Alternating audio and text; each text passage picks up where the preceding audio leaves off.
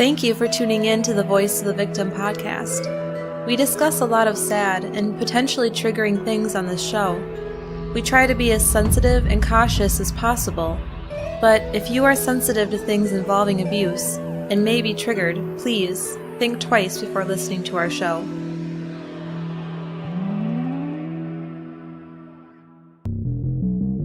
There are over 700,000 sexual offenders in the United States alone.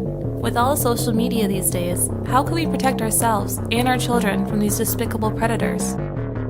Welcome to the Voice of the Victim podcast, where we share stories of people who experienced horrible things and try to imagine what they went through, as well as look for opportunities that could have made a difference and encourage people to help others that are being abused. Todd Smith was known as a successful businessman around the town of Machesney ParkIllinois. He seemed to make a great living and take good care of his wife and daughters. His wife Katrina was also very successful. They had just recently celebrated 7 years of being together, and Katrina was up for a big promotion at work. The future for the couple looked bright. At least it did on the outside. Welcome to the Voice of the Victim podcast. I'm Ryan. And I'm Rosie. And before we jump into our case, we want to thank our two new patrons, Christina and Carrie. Thanks, guys. Actually thanked Carrie last week, but it was at the end of the episode, so... That doesn't count. I totally forgot. So I'm sorry, Carrie, but this week we're on top of things, I think. And also, Christina, you guys are both awesome. So, do you have anything you want to say before we jump into it? I don't think so. I think I'm just ready. Okay, so this week's case is a doozy. It's Todd and Katrina Smith. So, Rosie, take it away. Todd and Katrina Smith were a happy couple from Machesney ParkIllinois. By October of 2012, they had been together for 7 years and were planning to go on a trip to celebrate the milestone. Yeah, so they made a trip to Washington, D.C. to celebrate their anniversary. And they were also celebrating a possible new promotion that Katrina was interviewing for the day after the trip. So it's an exciting time. It is exciting, but it's also scary if she didn't get the job. Yeah. Currently, 30-year-old Katrina Smith was working as a human resources manager for a local company. And her 44-year-old husband, Todd, was an insurance and investment broker, well respected around town. They got home from their trip on Monday night, October 22nd, and Katrina did the laundry from the trip as she used Todd's laptop to confirm her morning interview with her boss. Katrina had promised a friend that she'd house sit for them after her trip, so that evening she went to their condo in Roscoe and checked on it. It sounds like Katrina stayed overnight at the friend's house, and Todd stayed at his own place. Roscoe is about 10 minutes north of Machesney Park, so it's not too far away. Okay. The next morning was the morning of Katrina's big interview, so Todd texted her, "Good luck at your interview. You're going to be awesome." From 100 to 6 to top 2 to the new HR person, just like I predicted. So it sounds like there are a lot of candidates for this position that Katrina was going for, and she had gone all the way from one of 100 down to the top 2, and so he had high hopes for her getting the new position as well. And they already celebrated the promotion? Well, it was their 7th anniversary. Right. But, I mean, so it sounded like she had it in the bag. I'd still be nervous about doing that. I don't know why it's stressing me out so much. We're not really like, go-getters. We're more like go with the flow, Right. But it seems like Katrina's a really driven person. Mm-hmm. Well, Katrina didn't respond to the text right away, but Todd didn't worry too much about it. And he probably just figured she was really busy and nervous about her interview and didn't want her to get distracted, so. But as the day went on, more and more time passed without Todd hearing from his wife. Later on that evening, he got a call from Katrina's employer to let him know that Katrina had never showed up for work that day. She had completely missed the big interview that she was so excited about. So that's a little weird. Yeah. She was looking forward to the interview. So at this point, Todd's starting to panic. So we're going to introduce another person, Katrina's sister. Her name's Miranda Salinas. Okay.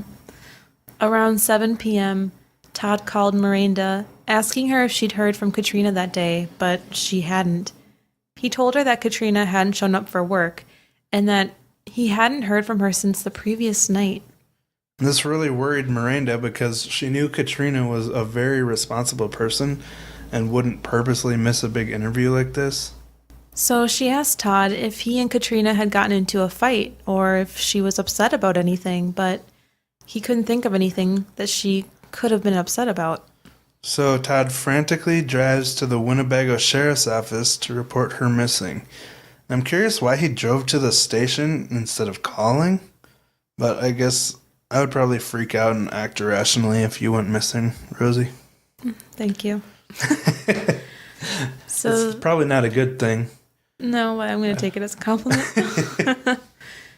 This was October 23rd, 2012, and this was the day that the sheriff's office listed Katrina Smith as a missing person. Detectives looked into Todd's laptop, which he said that she had been using the night before to send emails related to her upcoming interview. Yeah, so they found the email correspondence on there. The last email she had sent was at 10:54 p.m., which to me that seems pretty late to leave to go house sit the night before a big interview. Valid. You know? Mm-hmm. Like she was still at the house at 10:54 when she sent the email, and then she left to go house sit. No, this is weird. This is a little odd. Yeah, you'd think she'd want to get to bed early. But then again, you know, when you're excited looking forward to something, you can't really sleep sometimes, so maybe she just wasn't able to relax enough to go to bed early. I guess. It still seems quite strange. Yeah. Todd was very determined to find his wife, and he appeared to be completely devastated by these events. For several days, he appeared on local television, crying and pleading for his wife to come home. And I tried to find the raw footage of this, but I couldn't find it too easily. But you can see the video of him on the news in the True Crime Daily coverage of this case. So you can see him for yourself. Later on Tuesday, October 23rd, the day she was declared missing, her Chevy Cruze was found abandoned where Ventura Boulevard and Obispo Road intersect in Machesney Park, just east of the Rock River. Nice pronunciation there. I'm impressed. First try. Not really. So there's a river nearby, the Rock River, but these roads are really narrow and wooded residential roads. They don't even have lines on them, so it's a fairly secluded area, but there are several houses with mid-sized yards surrounding it. I did the Google Street View and looked around, and the houses are private residential riverfront properties, so it doesn't look like there's any public river access right nearby that I could find. But there is a bridge where Ralston and Latham roads converge just a couple blocks away, so just to give you an idea of the area where her car was found, like if there is any foul play, there's a river nearby, but you'd have to go to a street to get access to it, it looks like. Got it. Right away, Katrina's brother, Chad Calvett, started organizing searches to find his sister. Friends, family, and community volunteers all got together to help search for Katrina Smith. Although he was visibly distraught, Todd Smith helped search right alongside the other volunteers for his wife. So the family is desperately searching to find their loved one alive, hoping there's some possibility of it, but as they continued to process the evidence, the outlook became a little more bleak. The car appeared to have been recently wiped clean of any fingerprints or other evidence. Also, 2 days after her car had been recovered, her purse and cell phone were found on the ground, nestled in the fallen leaves, just feet from where her vehicle had been found. But one really big red flag was bloody paper towels, along with evidence that there had been blood in the back of Katrina's car. So that doesn't look too good. And Todd, around this time, actually started making public pleas on the local news, begging for Katrina's safe return. as family and friends rallied around him. So This is weird, though, because the car was wiped of fingerprints, but then they found bloody paper towels. I How know. sloppy. I was confused by that. Well, the bloody paper towels were near the car. Well, still, if you're going to take the time to wipe the car, you would think you'd pick up your Yeah, no paper kidding. towels. Some bumblebutt is just like throwing stuff out into the woods thinking they won't search over there. Huh. But at this point, it's pretty clear that there's foul play involved. Definitely. On day 4 of the search for Katrina, Todd held back tears as he said, "It's been horrible. I just want her to come home. She said she'd be back later, and that's the last we heard of her." He appeared very distraught, fighting back tears. It seemed that he was barely able to get the words out. And every day for several days following Katrina's disappearance, Todd was vigilantly conducting interviews with the news media, trying to spread the message and get the public to help him out. So he was like, On it. every day. I think for 17 days or so. Wow. Katrina's sister, Miranda, was trying to stay positive and keep searching for her sister. The family had created a special Facebook page for Katrina's search, where the community could share support and tips about the missing woman. Yeah, and Miranda, her sister, posted a really touching, heartbreaking message on the page. Rosie, do you want to read that? Sure, it's super sad though. Yeah. On October 30th, 2012, she posted, "Sissy, I love you more than words can describe. You are in my heart now and forever. You are a piece of me that can never be taken away. I miss you terribly, and the pain that I feel is unbearable. Just know that I will spend the rest of my life here on earth thinking of you, missing you, and loving you unconditionally." That's really touching and know. sad. And another week after this post, Miranda appeared on the local news, emotionally expressing how much she missed her sister. Yeah. So, Miranda is really going through a rough time here. And it seems like they had a really close bond. And just try to imagine the desperation after your loved one's been missing for a whole week. Not to mention the discoveries by the car. So hope is really starting to dwindle. And the close family's hearts are just aching with frustration, having no idea where their loved one is. It just really sucks for this family. So Todd, along with the family, were making every effort they could to find Katrina. A theory started to go around that Katrina had possibly been stalked by someone from the community. There was actually a kid from the Smith's church that had a little bit of a record with stalking people.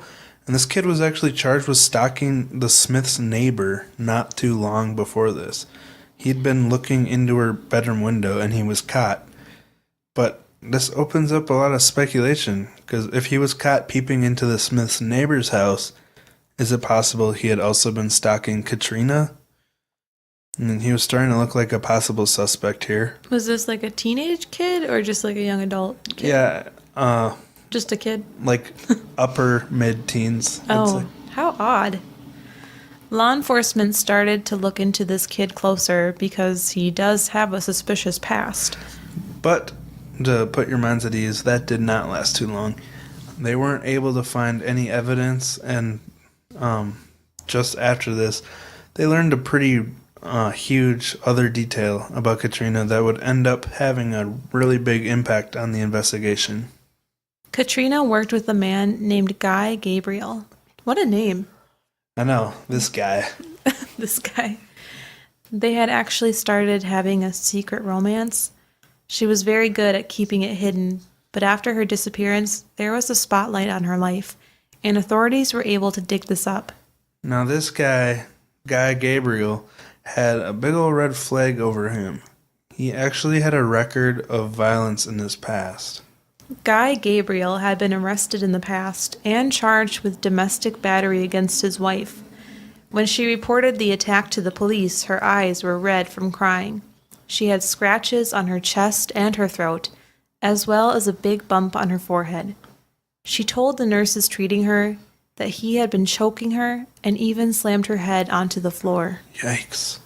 So, I mean, that's really rough. He is got this past of being physically abusive, and it really looks like the police have found the perfect suspect now, especially if he's having a relationship with her. So after this, they started to look into him a little more. A lot of pent-up anger about being named Guy Gabriel. Apparently. Guy Gabriel had actually sent many text messages to Katrina on the night she had disappeared. Among the texts was one that asked her, "What's wrong?" and another text that said, "Have you told him that you want a divorce? There's nothing left in you for him. Nothing." Divorce. Shut up. I'm sorry. I was wondering why you chuckled. It's like I said everything correctly. Guess not. I'm sorry. But this text, based on these texts, it sounds like it's a little bit heated. But then his texts appear to get even more aggressive as the night went on. He texted her, "You're crazy to keep it bottled in. He wants to share it with people. Then share the truth. He wants..." What? This is weird. Do you want me to read it? Yeah. He texted her, "You're crazy to keep it bottled in. He wants to share with people? Then share the truth. He wants this his way? Well, newsflash, he has no say." What is he talking about? Well, no one knows because I couldn't even read it because I was so confused. I don't think they have access to the text she was sending him. What a puzzle. I think he deleted it before they could get to his phone, but it seems like Guy was pretty upset with her on this night. It seems like he's sick of waiting for her to make up her mind about leaving her husband to be with him. And as we see from his past, he can get pretty violent when he's upset. Katrina's other coworkers told investigators that Katrina had confided in them that she felt like she was being stalked in the last few weeks leading up to her disappearance. She even alerted her cell phone company. And I'm guessing this was to see if there was possible spyware installed on her phone or something. Like, to me, there's nothing creepier than wondering if someone's able to spy on me through my phone. You know? mean like Google? No, well, yeah, Google and Apple, man, they always hear our conversations because they know exactly what ads to put up. Yep. But I don't want to go down that rabbit hole. But especially these days when there's so much personal and financial info on our phones, like thinking about someone possibly bugging your phone and stalking you, that's terrifying. And It is terrifying. They'd be really bored if they stalked my phone. I know. But like you just said, I know for a fact Apple is stalking me because every time we have a conversation about wanting something, it shows up in my Instagram or Facebook feed in the ads. I know. It's It's like, crazy. what is going on? I know. But, sorry for that rabbit hole. Back to the story. Katrina had been so paranoid that just 4 days before she had disappeared, she was texting her dad about getting her conceal and carry license. She wanted to buy a gun to protect herself because she feared for her safety.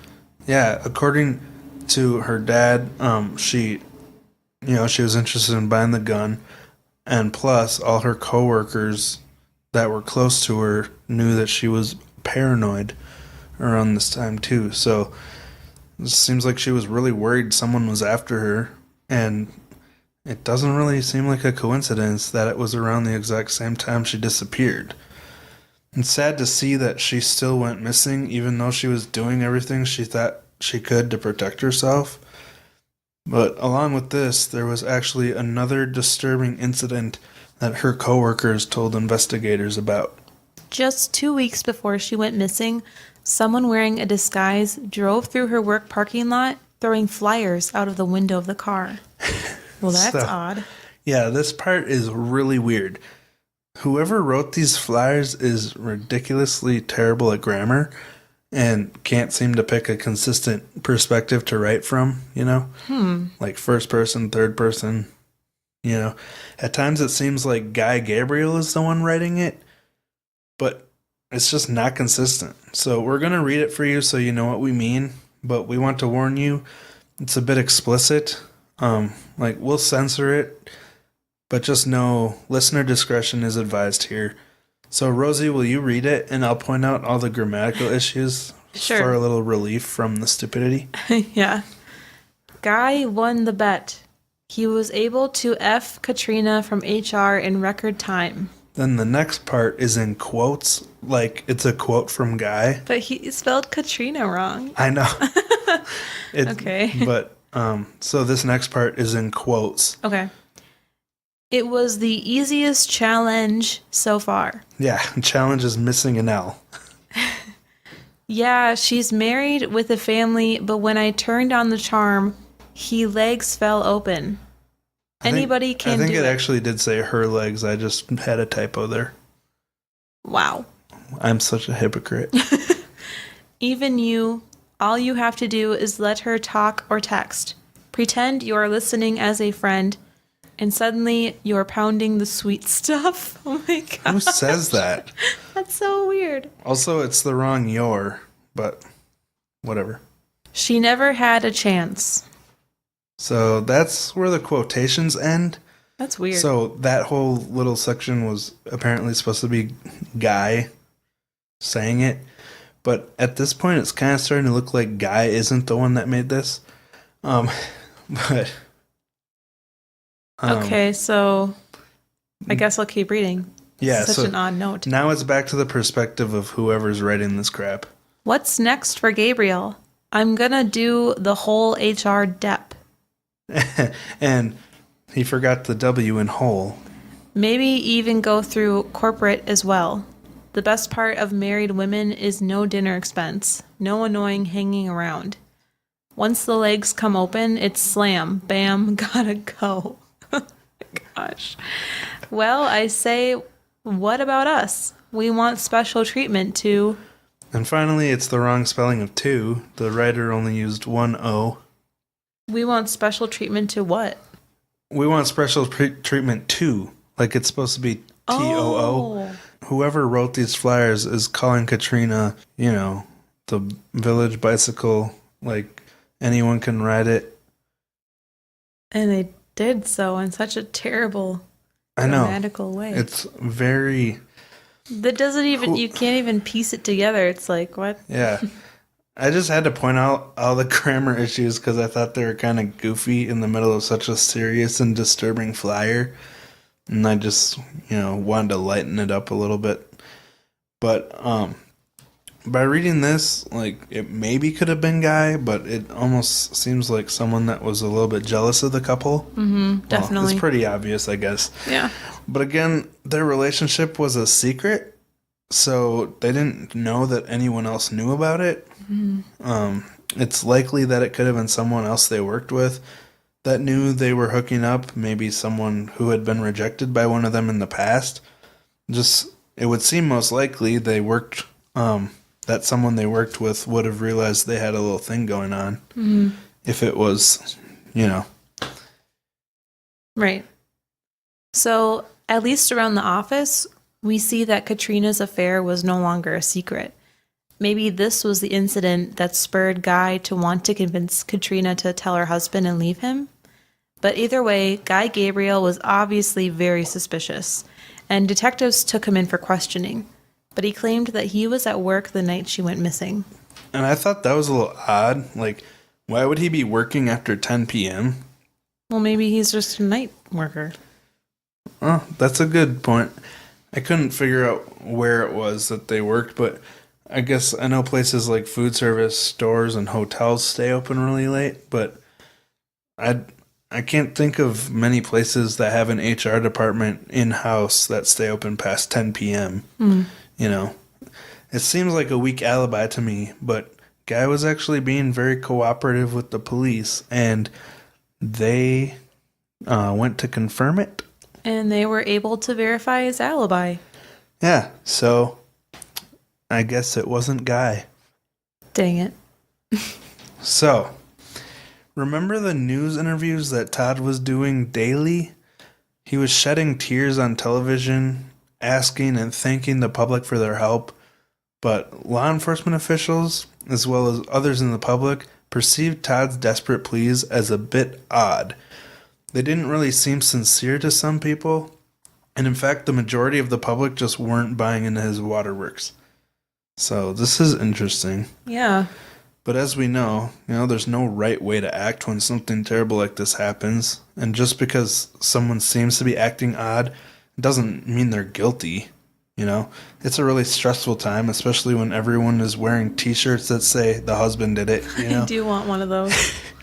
I have no idea, but I would imagine that if I were in this situation, I'd be super stressed out about suspicion being on me, because I've heard cases of people being convicted with no evidence. Like that guy that went to get a burger and then his wife got attacked, right. And then she thought it was him, and then 20 years after he was in prison. Is that why you never go out for late night food runs without me? It's one of the reasons. I mean, I always lock the door when I leave.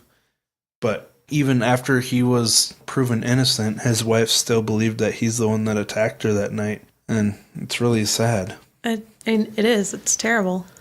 So I'd probably send off some weird vibes too if you went missing.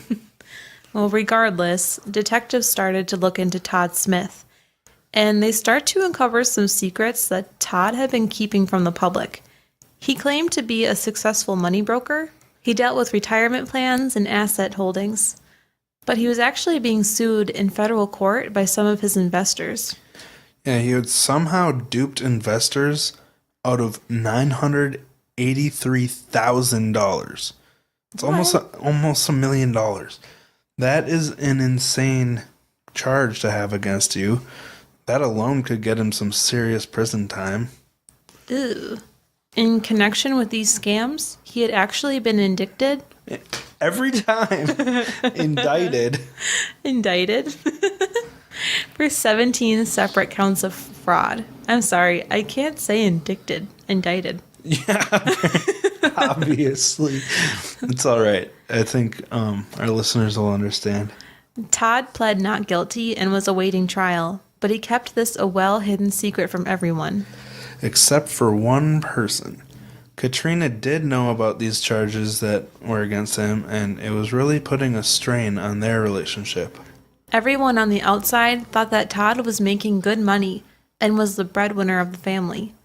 According to Todd, their relationship was going really well. They had just celebrated 7 years together, but in reality, it was Katrina bringing most of the financial support to them. And that really had to suck for her because he's taking all the credit for providing for their family. He's pretending to be Mr. Wonderful, and she feels trapped, not being able to tell anyone the truth. And also, we forgot to mention, Todd has 3 daughters that the couple were supporting financially. So that's a lot of pressure on Katrina. And some women want to be the breadwinner, and that's totally awesome.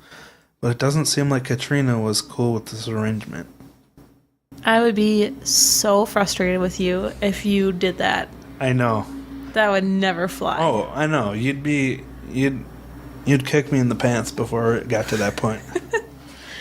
The financial burden of Todd and his family were stressing Katrina out, and she was starting to realize it was too much for her to handle. She needed to end the marriage before it ruined her. So now we're going to back up and fill in some details that were previously based on Todd's statements.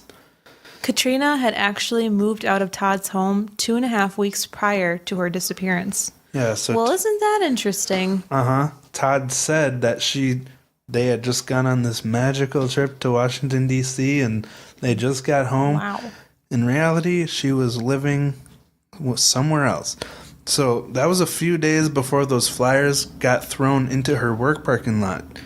It's 2.5 weeks prior is when she moved out. Then, the flyers were 2 weeks before her disappearance. So with that in mind, it seems a lot more likely that Todd is the dude with the terrible grammar who made up those flyers as an act of revenge on her for leaving him. And I was throwing shade at Guy.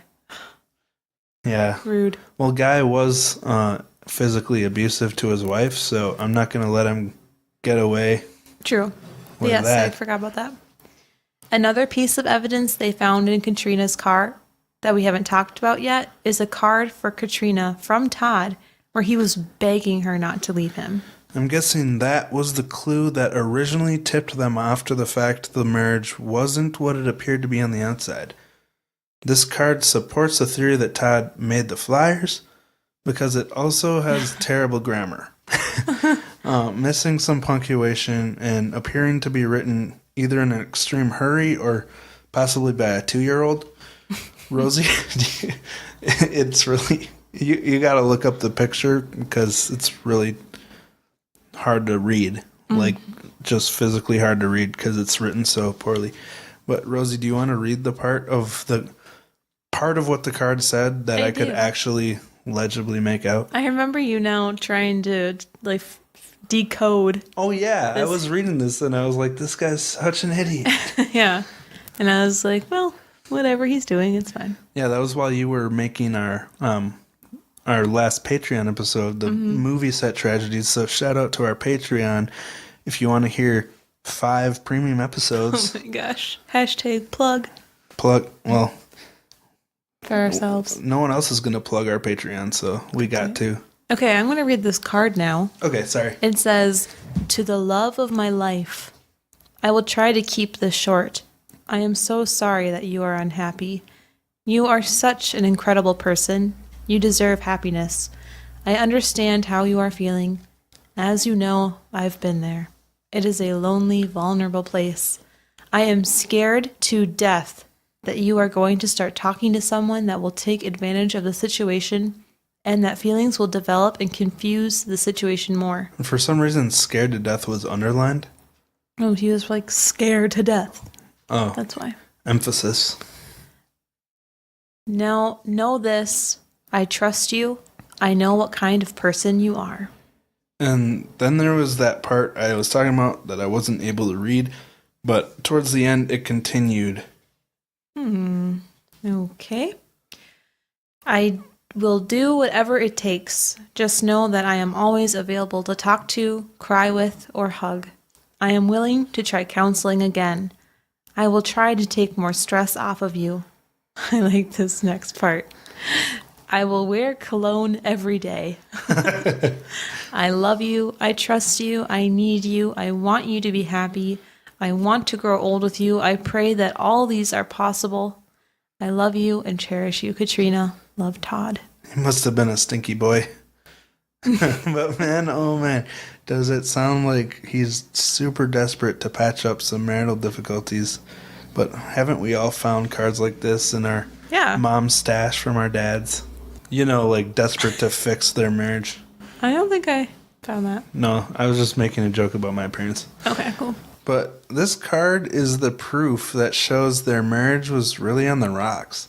It's not enough to prove he's the reason for her disappearance, but it did give them another reason, besides the strange TV appearances, to look into Todd further. One of the detectives actually saw this letter for more than it appears. She said there were subtle phrases in it like, "I can't live without you," and "I'll do anything," that made her think this card was more of a thinly veiled threat. I was hoping you'd go more into character for those lines. Well, I don't think that those are thinly veiled threats. Because I say, I can't live without you, and I'll do it. Well, I'll be like, "I'll do anything if you take me to Disney World." Well, you're super corny, but this guy just seems desperate. Okay, so it would be like, "I can't live without you. I'll do anything." That's a little OT. But I don't know. Like I said, this is just what the detective surmised from this. And this lined up well with the text that Katrina had gotten from her secret lover Guy that implied that Todd and Katrina were in the middle of a fight. His text said, "Day by day, baby steps. It will be over before you know it, and then the healing begins." Then, talking about the house, Guy texted her, "You either sell or he goes. Did you tell him it's too little, too late?" Nice voice. That's my Guy voice. So clearly she had been talking to Guy about making the divorce legal and splitting assets. This all looked really bad for Todd because now it's starting to look like he had a motive. To add to this, they actually found little appointment notes in her purse for a divorce lawyer. So she was obviously serious about leaving Todd. All the evidence was supporting that. So, Todd was lying about them going on a trip to celebrate 7 years together. They hadn't just gotten home from a happy trip. On Monday the 22nd, she had actually just come over to the home, to Todd's home, to do laundry and discuss the divorce with him. Yikes. Who makes up a trip like that? That's just such an odd thing that you think is going to be solid. Someone that wants to convince people that his marriage was wonderful. I guess. So that would mean that he was the last person to have seen her alive. And then a huge bomb was dropped into the investigation when they realized a secret that Todd was keeping, even from his wife. Todd Smith was not his real name. Todd Smith was actually Todd Rapprager. Is that how you say his last name? I think it's like Rapprager. It looks like Rap Rager, but I don't think that's it. He changed his name to Tom Todd Smith. after he was convicted of arson at 17 years old. Yeah. So this guy had actually, and I'm not talking about Guy Gabriel, Todd had actually intentionally burned down his parents' house. Intentionally. Which was found out. And his parents were unable to collect insurance from Allstate because it was a breach of the insurance contract. Oh, wow. Yeah, if one of the insured dependents caused the fire, man, that was a mouthful. But what I'm trying to say is, because he was the child of, he was dependent on the people who took out the insurance on the house, they couldn't collect on it because he caused it. So Wow. yeah, he really screwed his parents over there. I wonder what his deal was. Well, we'll talk a little bit about that. Okay. Todd had removed a plug from a natural gas line in the basement of the home in the early morning hours of March 16th, 1985. Then he left the house, and later that morning, the house exploded and burned. Todd blamed his motive for the arson on some relationship issues that he was having with his parents. Yeah, so that's apparently what his motive was. What? And he admitted that he did it intentionally. Wow. Yeah, just some vague relationship issues. But I So can't... there was no like sexual abuse or physical abuse or... He Doesn't didn't seem say like anything about it. He just said relationship issues. But I can't believe he only got charged with arson and not attempted murder here, because here's another detail. His parents and his brother were all asleep in the home at the time of the explosion. Wow. This was like early morning hours. Luckily, none of them were injured, but it could have killed them.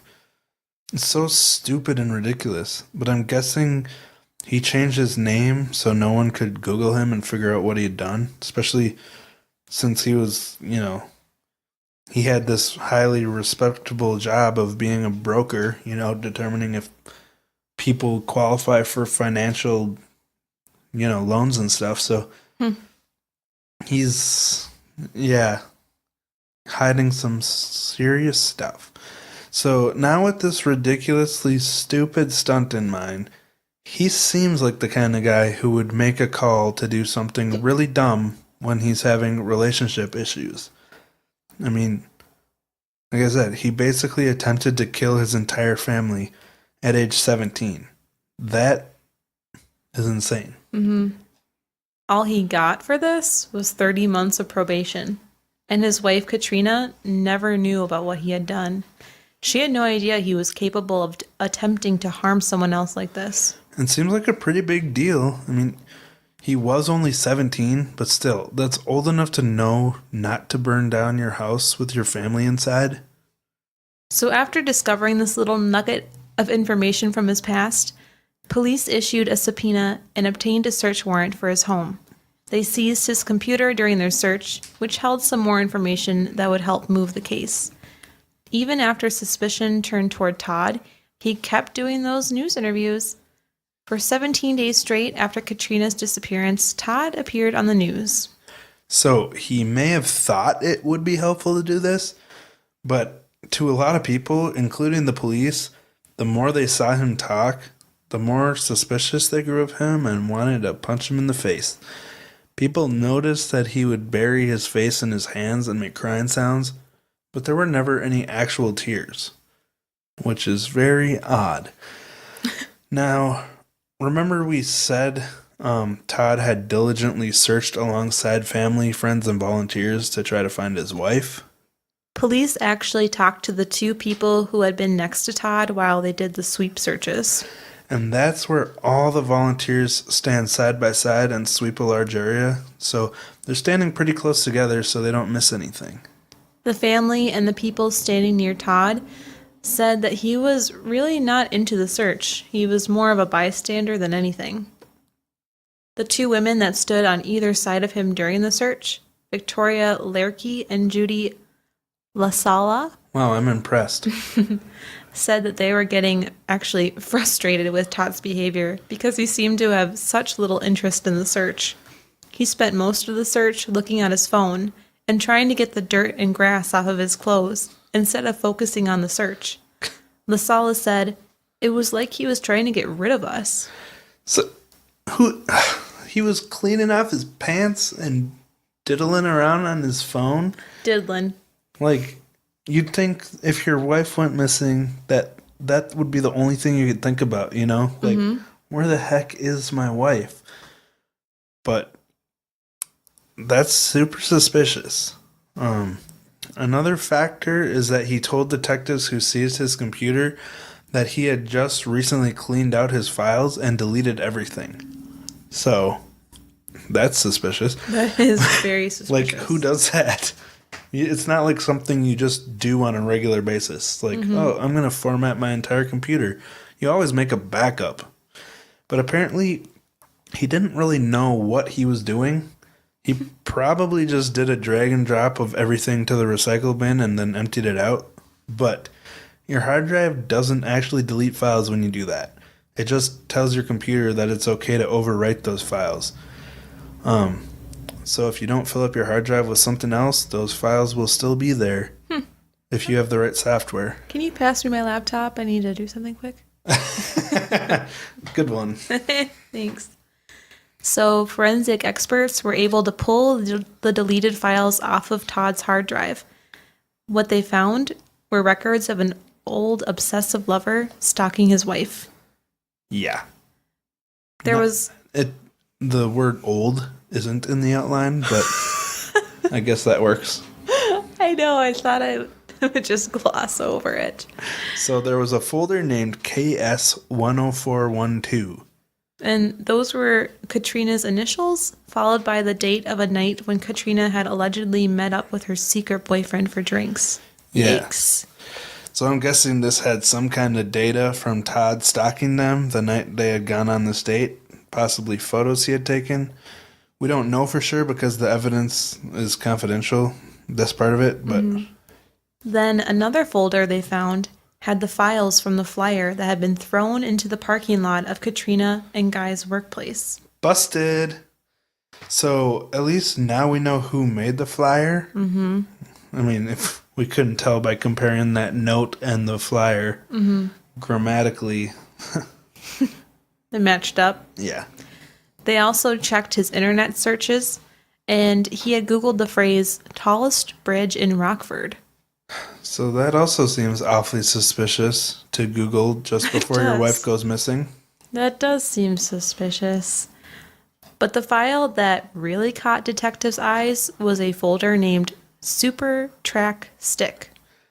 Super Track Stick. Yeah, that was a type of GPS tracking device. Oh. You could stick onto something, then plug it into your USB port later and get time-stamped coordinates of where the tracker had pinged.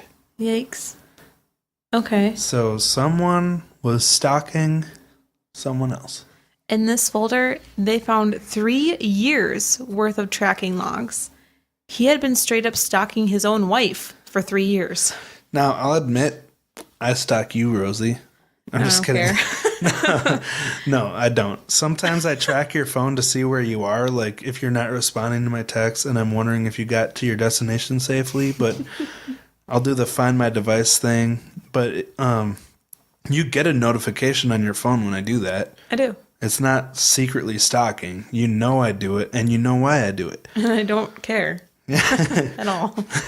That's good. But when they examined Katrina's car further, they realized that he had been attaching the track stick underneath her car where she would never see it. So it's pretty safe to say that she had no idea he was tracking her, which is invasion of everything. No bueno? I don't know. Would you want me tracking you if you had no idea? No. But It's no, it is an invasive. I mean, invasion. I understand wanting to know like what your spouse is up to, but just ask them or tell them like to secretly stalk someone Right. is just No, it's a total invasion of privacy. yeah. It's like showing that you don't trust your mate, you know? Mm-hmm. Police were also able to obtain security camera footage from one of Todd's neighbors. It showed a short dude walking by on the sidewalk, and the guy looked like Todd, but the image was too poor of quality to tell for sure. But they were able to find a file in the Super Track Stick folder from October 22nd, the night Katrina went missing. Todd had plunged the track stick into his computer that night and uploaded the track coordinates to his laptop. Plunged? Is that how you plug in the USB? I swear I saw the word plunged. No, he plugged it in. But I guess Hey, if you're like super psyched or super like anxiety stricken to look, you're plunging. You're plunging like a plunger in a toilet. you know what? You're right. I'll edit the outline right now. So it turns out that the tracked coordinates and timestamps lined up exactly with the security footage the police had found.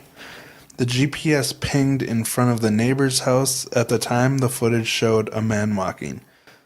It couldn't have been anyone but Todd because the coordinates, they were plugged into Todd's own laptop. Plunged, really? Oh, yeah. They were plunged into Todd's laptop.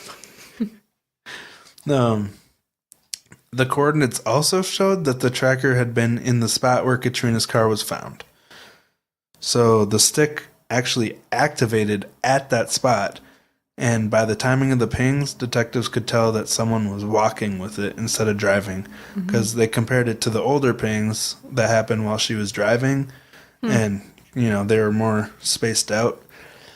But, so, it seems like he actually took the track stick off the car, and he thought he was turning it off, but he actually turned it on. So... This guy's kind of an idiot. Is this the type of stick that was in Breaking Bad when that Walter Joe was trying to tear apart his car? Yeah. I mean Mike. Why did I call him Joe? Because we thought his name was Joe for a while. Oh yeah. So now we see that Todd had obviously been at the scene where the car was dumped. He was looking very guilty, but there was still no body or indication of where Katrina was. So there's a lot of circumstantial evidence. I just wanted to review it. There was a motive because Katrina was cheating on him, and he knew about it. There was evidence that he had made those angry flyers, and we know that she was at his house the night that she disappeared, after having left him 2 weeks prior.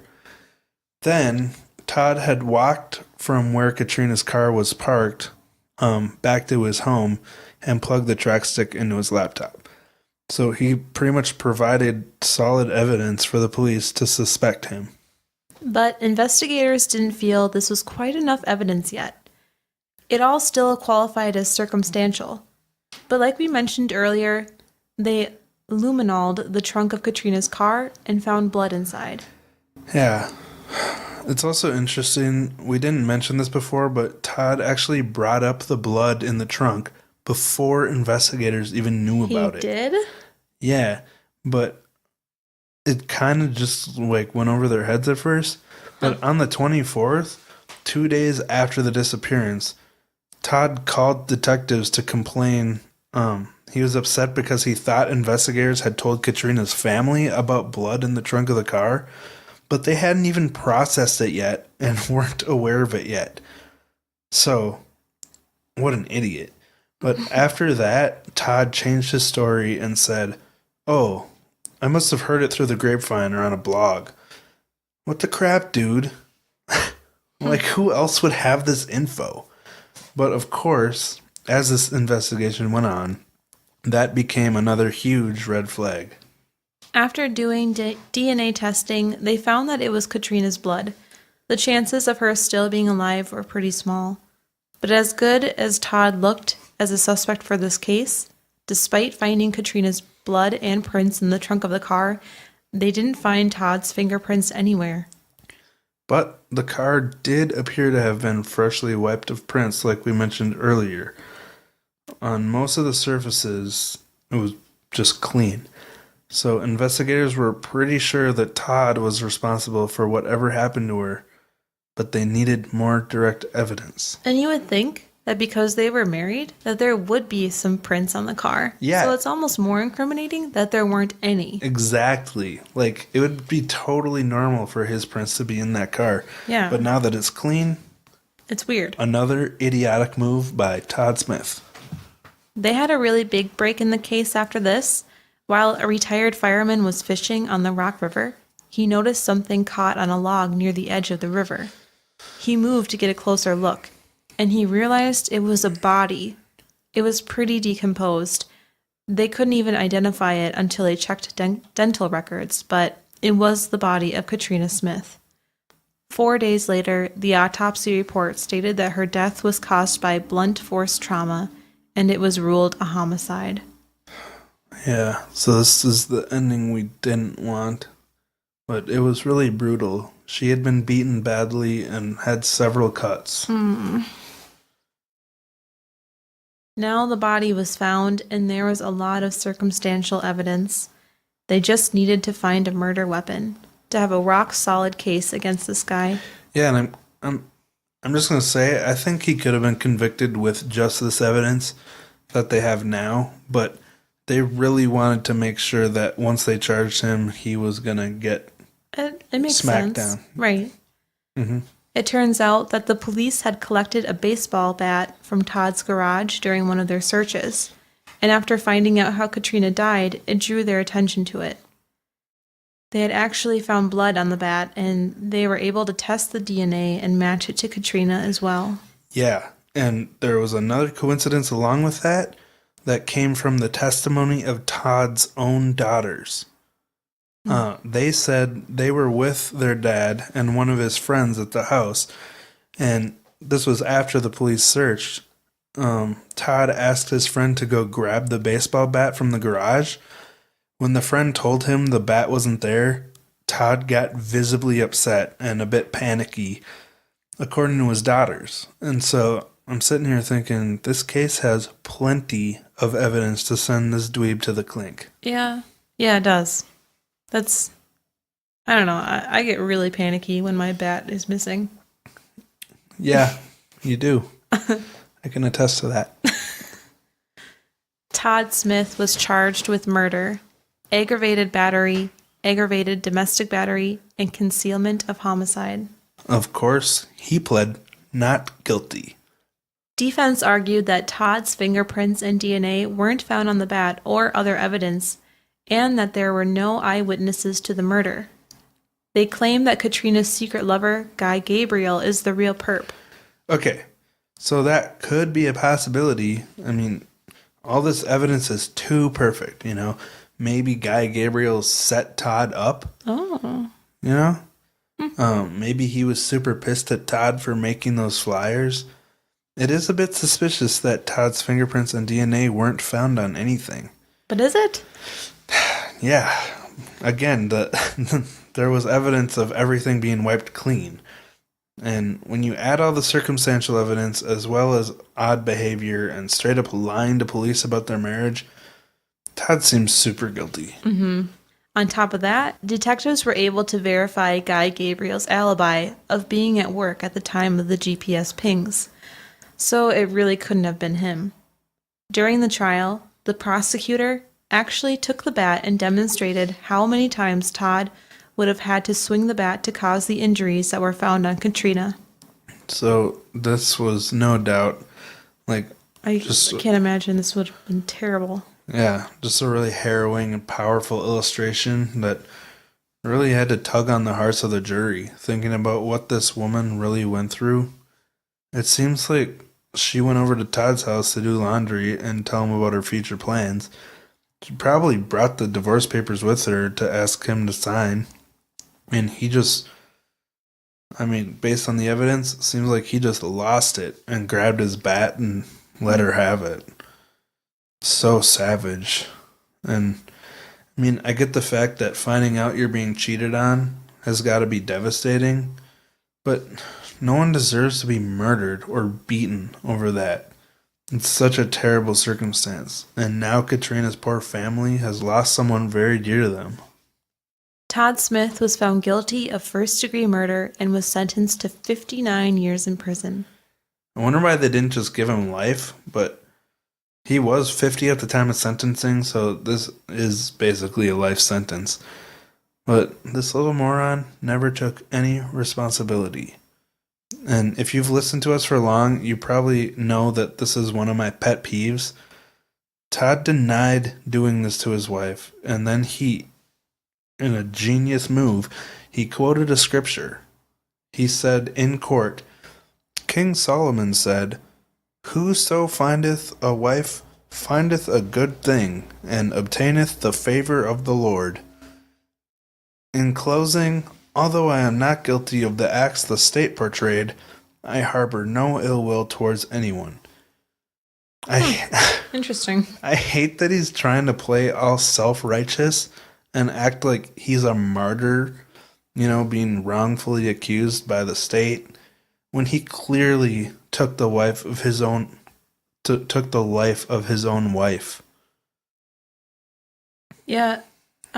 Why not just say you're guilty? I mean, what's the point of hiding it at this point, Yeah, because now he's just going to be frustrated the whole time he's in prison. But Because it's just so Todd, isn't it? so Todd Rap Rager. Katrina's family is finally able to try to move on now that their loved one's killer is facing justice. Her sister Miranda said, We want to just be able to move forward and just always remember Katrina and celebrate the person that she was. Katrina was a beautiful person inside and out, and she really made the world a better place just by being in it. Yeah, and for all Miranda's been through, losing her sister like this, it's really amazing to see her looking forward and trying to move on and celebrating Katrina's impact on her life. Mm-hmm. It's got to be really tough, but it's inspiring to see. And I know I made fun of Todd a lot in this episode because We don't like him. he just really irks me, and it's funny how ridiculously stupid he is, but I don't want that to take away from the gravity of this crime, because this poor woman, her last moments were really terrible. Mm-hmm. Like, I believe cheating is terrible, but murder is way worse. Yeah, I know. It's true. But I also hate cheating, so. Well, yeah, cheating ruins lives. And, I mean, it's a valid reason for Todd to get upset, but to lose it like this is, Mm-hmm. and then No, I know. and then cover it up for so long and pretend to be crying on TV. Right. And it's just like he doubled down so many times on this. Mm-hmm. Anyway, that's it for Todd and Katrina Smith. Wow. So, and we should say Todd Rap Rager. That's what, or Rap Rager. I don't know. Mm-hmm. Who cares? But anyway, that one's Katrina. a doozy. It's a really, like, it's a puzzle. It's an interesting puzzle put together. Yeah, it is. That's what I'm going to describe it as. Like, even though it was all laid out for me on the documentary I was watching, it was still hard to put all the pieces together. Yeah. Like, I had to watch it 3 times before I really could put it together in my head and decide how to write the outline. Anyway, thank you all so much for listening. Mm-hmm. I just always want to make sure you guys know how much we appreciate you and that you spend this time with us and hang out and listen to these interesting stories and try to, remember the people that have been lost because of being mistreated and the people that have suffered and lost time in their lives because of it. It's terrible and people need to be on the lookout for it. So let's push that nastiness away. Yeah. I have our new 5-star review up right now, and it was headed deserves every star. What? You say headed? like like the title? Yeah, titled. That's what I meant to say. You're going for like subhead or like heading? Yeah. I get it now. It says take headed of. Take heed of, actually. It says Office fans will get that. It says this podcast has quickly become one of my absolute favorites. Rosie and Ryan are adorable. These episodes are well researched without sounding rehearsed, and both podcasters are so empathetic and respectful towards the victims and seem as shocked and saddened by the often chilling, harrowing, and heartbreaking aspects of the cases they cover as we are as the listeners. Aww. Excellent work that grows in strength with each new episode. Well done from England. I look forward to your pod each week. Aveline's Mummy via Apple Podcasts. Aww. Is that nice? Thank you so much. What was the name? Aveline's Mummy. Thank you so much. I know. Isn't that nice? Yeah, I hope I didn't just ruin it by being a little too... Turdish? Yeah, because I don't know why. You're a little amped up? I had just had a coffee before I listened to, or before we recorded this, but... It's all good. Cool. Mm-hmm. Well, we appreciate that. I'm glad some people don't think we sound rehearsed. Someone just left us a mean review, and they said that it sounds like we read. And we're like, well, yeah, we do read, and then we talk about what we're reading. Yeah. Like every other podcast. Well, some podcasters are really, really good at being conversational, but we can't remember all these details without reading it. Yep. Yeah. It's fine. Yeah, we do read. But the bad reviews make us appreciate the good reviews even more because we're glad that people do appreciate what we're doing. Yeah. And you know what I say? If you're going to leave a mean review, send an email instead. Yeah. And hey, if you like our show, please leave us a nice review. We would love it. Yes, the real fans gotta weigh out the people that are just bitter and have no joy in their soul and like to leave mean reviews. So anyway, Podcast Festival 2019. We are so excited to meet all the other podcasters that are going to be there. There's going to be live episodes and there's going to be panel discussions, and in the weeks leading up to it, we'll be giving more details when we talk about it, about who will be on the panels and who will be doing the live episodes. Mm-hmm. And if you can't wait for us to tell you, you can go to the website tcpf2019.com, and that has all the details already. Right. As well as tickets. Get your tickies. Yeah. And that'll be in Chicago and the Magnificent Mile. So we're really excited about that, mostly because we can't wait to meet I'm scared. all these podcasters. Yeah. Yeah, I'm scared too. Like, it's going to be weird meeting all these people we're fans of in person. Mm-hmm. Yeah. But it'll be weird. But it'll be cool. Yeah. So without further ado, I think that's it. What about you? Well, when I was looking for that review that we talked about, I saw another new one. Uh-oh. That's titled Unlistenable. Oh, no. And it's 1 star. It just says, brand new? Yeah, it just says, Yikes, genuinely so bad. So, yeah. That literally just happened nice, now? Honest review of our podcast. No way. Are you serious? But anyway. Dang it. Okay, we need those good reviews. Yeah, come on, people. Let's outweigh the negativity with kindness. Thank you to everyone who already has left a 5-star review. It's really pumping me out. Seriously? Oh, I'm ready for It's okay, babe. tacos. Yes. All right. Well, thank you all so much for listening. Feel free to email us at VOVpodcast because we're always talking at you. We want to hear back from you because we like hearing from you. And if you're new here, you can follow us on Instagram at VOVpodcast and Twitter at VOVpod. Mm-hmm. So I think that's pretty much it.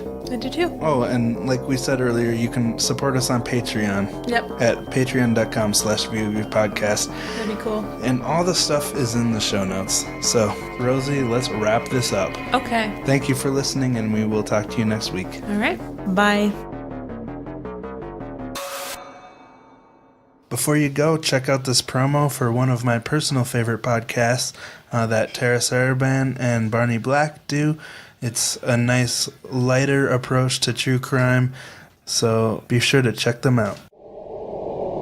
Hi, I'm Barney Black. And I'm Tara Saraban. And we do Bloody Murder. We're a weekly true crime podcast that focuses on some of the lesser known crime stories from Australia. And indeed around the globe. We're a comedy podcast with a dark sense of humour. But we're dead serious about murder and the people it affects. We find humour in some unexpected places. But never at the expense of the victims or their families. We've been described as the blue cheese of podcasting. Addictive, strong and satisfying. And a bit stinky. I am not. You know you are. Bloody Murder is available on your favourite podcatcher.